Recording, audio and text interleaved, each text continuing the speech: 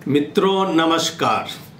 मैं सच्चिदानंद मिश्र स्वागत करता हूं आपको हिमालनी टीवी यूट्यूब चैनल में। मित्रों, देश की राजनीति अब धीरे धीरे शांत होती जा रही है। आज के दिन में उपराष्ट्रपति भी अपना कार्यभार संभाल चुके हैं।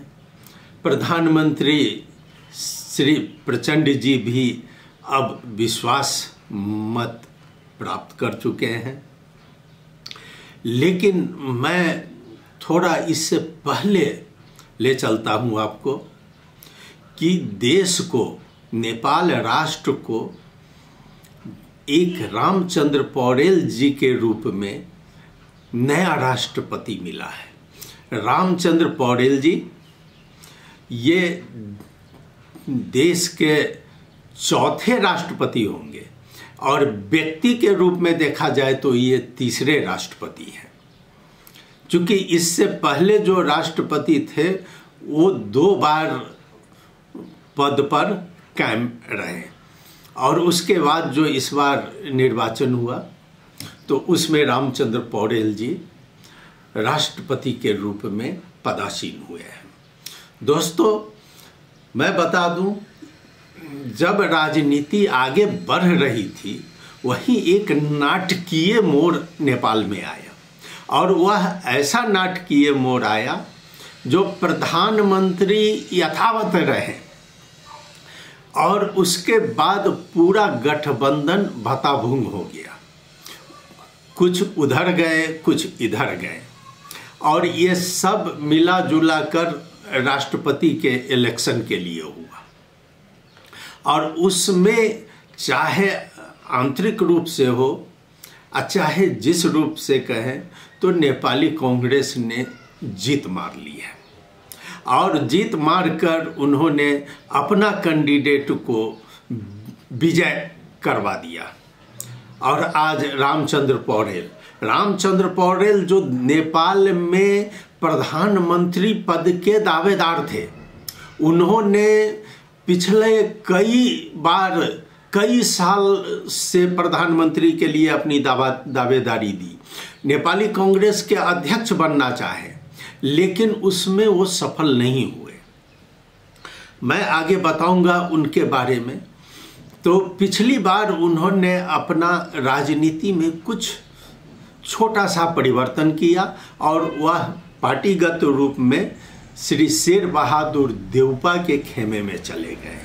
मैं यहाँ बता दूं कि श्री शेर बहादुर देउपा जी इस बार उनके लिए बहुत सही साबित हुए। यह समय आया और उस समय में देउपा जी ने रामचंद्र पौडेल जी को राष्ट्रपति के रूप में पेश किया और वो जीत गए।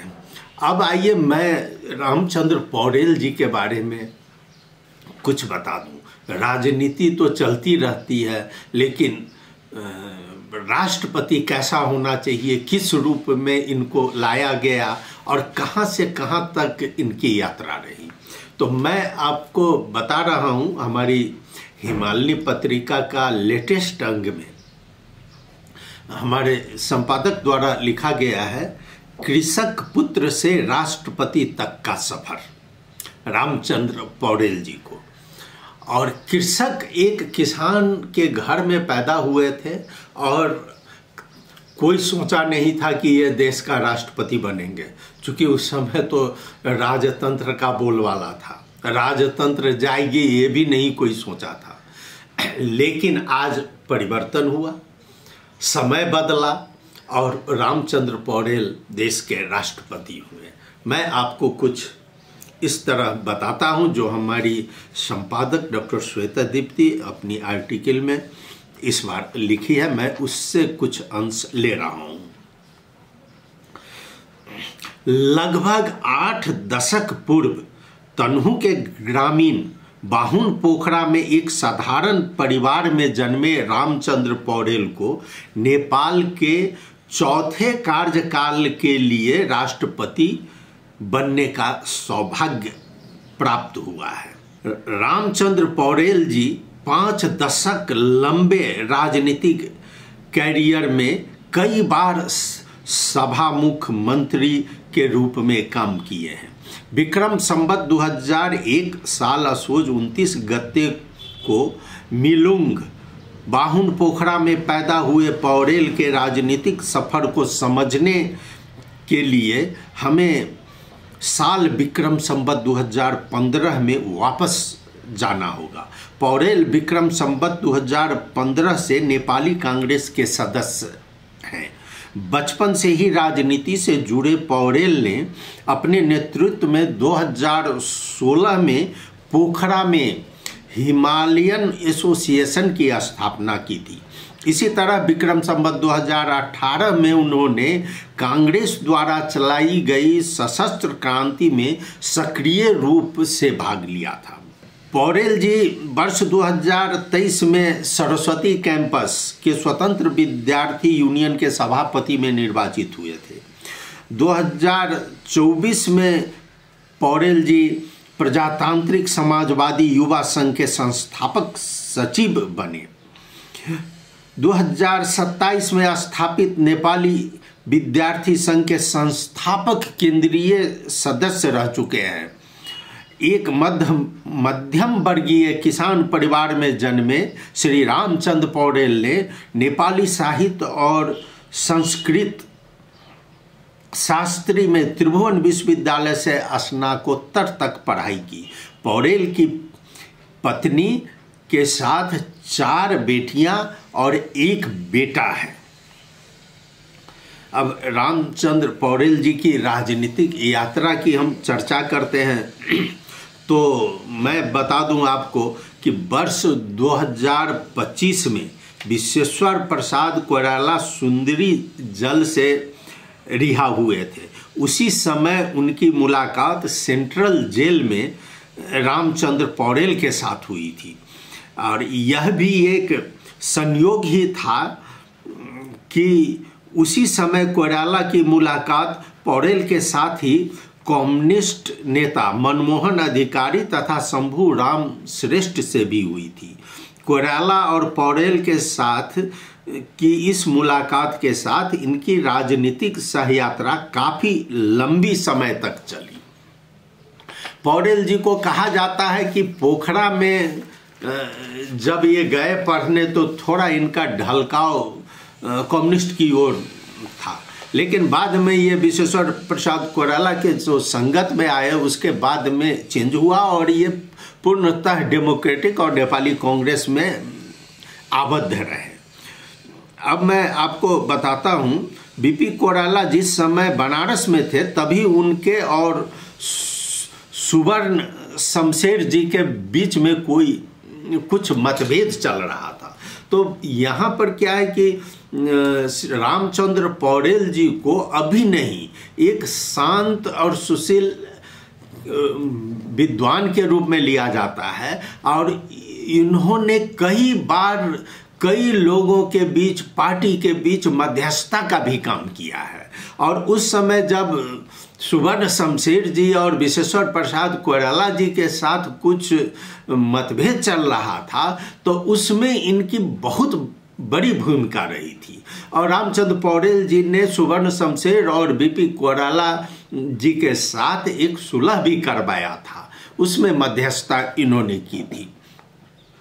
कांग्रेस के उपसभापति भी ये रह चुके हैं। 2072 में कार्यवाहक सभापति हुए।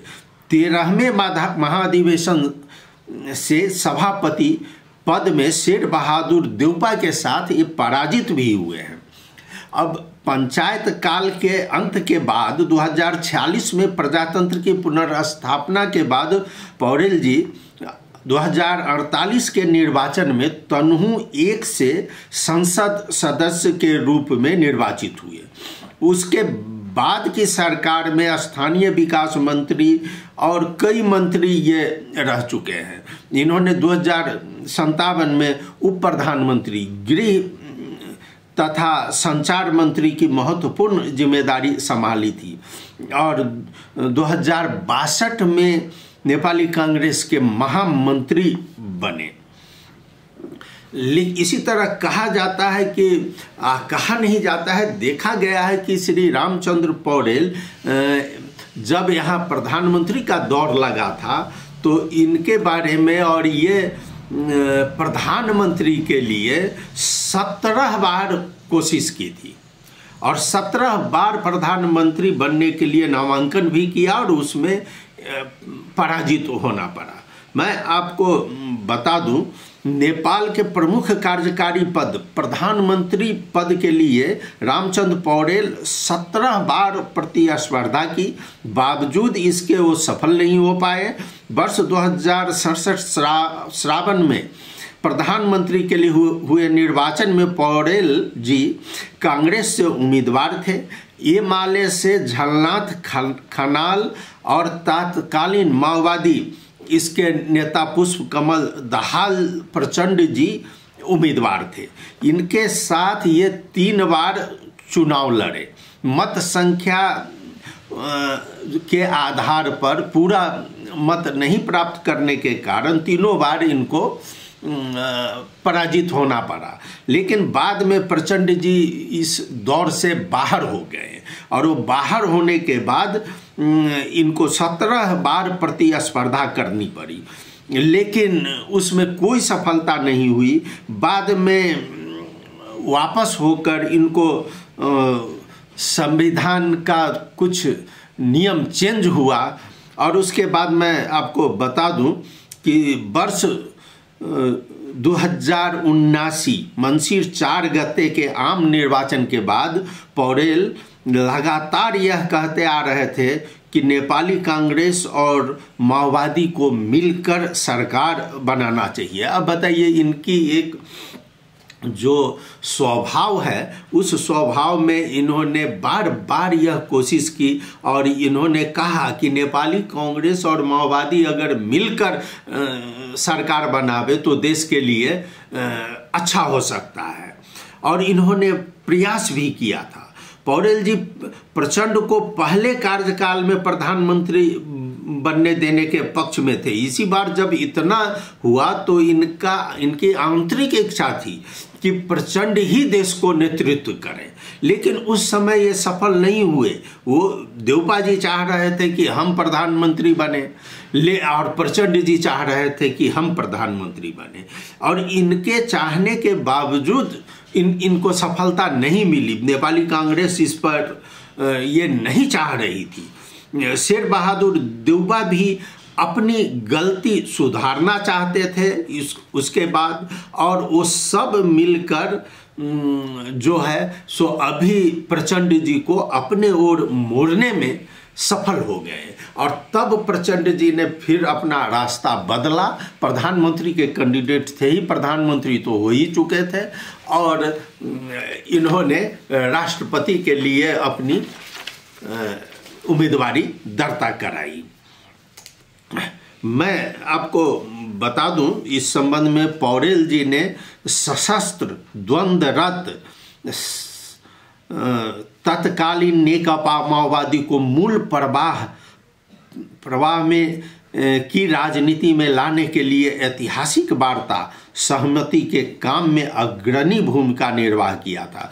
जैसा कि माओवादी आंदोलन चरम पर था तो उस समय भी पौडेल जी मध्यस्थता की है उसको इसमें लाने के लिए और उसमें सफल भी हुए। मैं इसके अलावा भी आपको बता दूं कि राष्ट्रपति तो अब हो गए, शपथ ग्रहण भी ले लिया, कार्यकाल भी संभाला। अब गणतंत्र नेपाल के राष्ट्रपति के रूप में तो बहुत चुनौतियां हैं और अब मैं कुछ चुनौतियां जो है वो मैं आपके समक्ष रख रहा हूं, जो पिछले राष्ट्रपति के कारण नेपाल देश को झेलना पड़ा। यही हमारी पत्रिका में ही ये छपी है कि गणतंत्र नेपाल के पहले राष्ट्रपति डॉक्टर रामवरण यादव निर्वाचित हुए थे और उसके बाद विद्या देवी भंडारी 2 कार्यकाल के लिए राष्ट्रपति चुनी गई।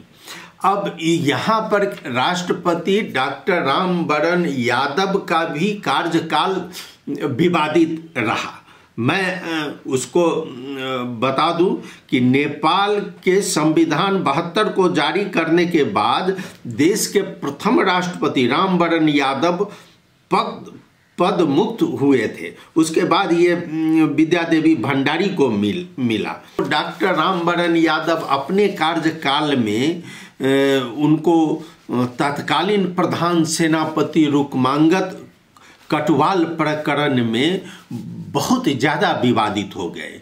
वे इतना विवादित हुए कि नैतिकता के आधार पर जो उस समय पहली बार प्रधानमंत्री बने थे प्रचंड, पुष्पकमल दाहाल प्रचंड, उनको इस्तीफा देना पड़ा। डॉक्टर यादव कार्यकाल के तत्कालीन प्रधान सेनापति रुकमांगत कटवाल प्रकरण ने उन्हें विवादित बना दिया। उस समय सरकार द्वारा किए गए सिफारिश को राष्ट्रपति द्वारा कार्यान्वयन नहीं होने के कारण तत्कालीन प्रधानमंत्री पुष्पकमल दाहाल प्रचंड ने इस्तीफा दे दिया था। और उसी तरह आपको बता दें कि राष्ट्रपति के रूप में विद्यादेवी भंडारी के दोनों कार्यकाल उनकी भूमिका सफल से अधिक विवादित मानी जाएगी। और इतना विवादित ये मानी गई कि इनकी राष्ट्रपति विद्यादेवी भंडारी की काफ़ी आलोचना होती रही, लेकिन विद्यादेवी भंडारी राष्ट्रपति के रूप में वो सही काम नहीं कर पाए। उन्होंने दो बार संविधान दो बार जो है सो प्रतिनिधि सभा का विघटन किया, जो कि प्रधानमंत्री के कहने पर यह विघटन कर दिए। लेकिन उसी विघटन को सुप्रीम कोर्ट ने गलत करार दिया, तो इसलिए ये बहुत ज़्यादा विवादित रही। उसके बाद में राष्ट्रपति विद्यादेवी भंडारी ने नागरिकता विधेयक और ऐसे ही दो विधेयक जो उनके पास पेश किया गया, उन्होंने अपने पार्टी के इशारा पर नागरिकता विधेयक का अनुमोदन ही नहीं किया। यह अभी नहीं, ये बाद तक ये जानी जाएगी। इस तरह दोनों कार्यकाल और दोनों राष्ट्रपति विवादित रहे। और उसी में विद्यादेवी भंडारी की चारों तरफ आलोचना होती रही। उनकी राजशाही शैली ने राष्ट्रपति पद की मर्यादा को ही कम कर दिया। ऐसे में देश के तीसरे राष्ट्रपति से जनता की उम्मीद है कि वो दलीय आवरण में खुद को ना लपेटकर संवैधानिक राष्ट्रपति के रूप में संविधान द्वारा दी गई जिम्मेदारी और कार्यभार का निष्पक्षता के साथ निर्वाह करे। यही एक मार्ग है जिससे देश के सर्वोच्च पद की गरिमा पुनर्स्थापित हो सकती है। हालांकि हमारे वर्तमान राष्ट्रपति श्री रामचंद्र पौडेल जी ने अपना काम शुरू कर दिया है। सबसे ज़्यादा विवादित लास्ट टाइम में हुई थी जो राष्ट्रपति का सवारी हुआ था। उस सवारी में लाठीचार्ज भी हो गया और लोगों का, डॉक्टर का कपार फूट गया। और इस तरह सवारी, और इसलिए बार बार अपेक्षा की जा रही थी कि अब रामचंद्र पौडेल जी इसमें ज़रूर सुधार लाएंगे। तो अब धीरे धीरे इसमें सुधार हो रहा है कि उस दिन बसंतपुर में जब राष्ट्रपति की सवारी हुई रामचंद्र पौडेल जी की, तो ये एकदम साधारण आम पब्लिक की तरह सवारी हुई थी, जिसे देखकर लोगों में खुशी व्याप्त है। राष्ट्रपति जी ने अपना स्वकीय सचिव में डॉक्टर सुरेश राज चालीसे जी को नियुक्त किया है। डॉक्टर चालीसे अमेरिका और इंग्लैंड में राजदूत रह चुके हैं और देश के बहुत बड़े सोशियोलॉजिस्ट माने जाते हैं, और उनको उन्होंने स्वकीय सचिव में नियुक्त किया है। अब देखना यह है कि संघर्षपूर्ण राजनीतिक यात्रा के पश्चात मिली यह महत्वपूर्ण उपलब्धि उनके लिए सुखद और सफल सिद्ध हो, यह नेपाल की जनता की चाहत है और हमारी हिमालनी परिवार की ओर से भी यह चाहत है। उन्होंने एक अपना पहला जेल, जैसे सुंदरी जल जेल में राष्ट्रपति होने के बाद गया था, तो जाते ही उन्होंने विश्वेश्वर प्रसाद कोइराला गणेश मान जी सबको याद किया। और सबसे ज़्यादा उन्होंने राम नारायण मिश्र, जो तराई के व्यक्ति तराई से शहीद हो चुके थे, तो स्वर्गीय राम नारायण मिश्र सुंदरी जेल से निकले थे और उनको जब कैंसर हो गया और वो चले गए, उन्होंने माफ़ी भी मांग ली। राम नारायण मिश्र जी एक बार कहे, जब हम लोगों ने पूछा उनसे कि आप जब राजा कहा कि आप माफ़ी मांग लीजिए तो आपने क्यों नहीं मांगा, तो रामनारायण मिश्र कहते हैं कि जो देखिए सो ये मधेश का सवाल था। अगर हम माफ़ी मांग लेते तो कोई भी मधेसी हम पर विश्वास नहीं करता, इसलिए हमने माफ़ी नहीं मांगा। तो उस रामनारायण मिश्र को जब ये वर्तमान राष्ट्रपति रामचंद्र पौडेल जी गए वहाँ, तो उन्होंने हिंदी का वह शेर पढ़कर श्रद्धांजलि अर्पित की कि शहीदों के मज़ारों पर लगेंगे हर बरस मेले, वतन पे मरने वालों का यही माँ की निशा होगा। हम राष्ट्रपति महोदय श्री रामचंद्र पौडेल जी के सुखद कार्यकाल की कामना करते हैं और हम आप सभी से विदा लेते हैं। मित्रों, आपको कैसा लगा आप ज़रूर हमें खबर करें। आपने सुना इसके लिए बहुत बहुत धन्यवाद। नमस्कार।